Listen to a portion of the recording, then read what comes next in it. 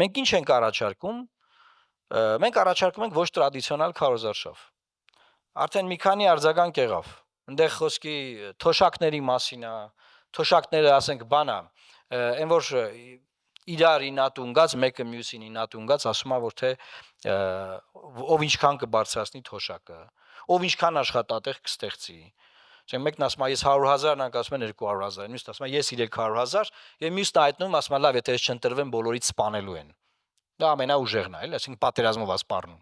Ժորժ ջան, մենք չենք մտնելու այս այսպես կոչված ծրագրային անիմաստ արշավի մեջ։ Սա ծրագրային ընտրությունների մասին չի էս խոսակցությունը։ Այս ընտրություններով որոշվելու է Հայաստանը որպես հայկական պետություն մնալու է թե չի մնալու։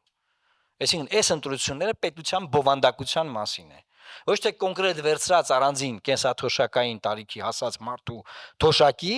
այլ պետության բովանդակությունը պաշտպանում ենք, թե պետության բովանդակությունը գնում ենք կորցնելու ճանապարհով։ Սրա մասին է այս ընտրությունները,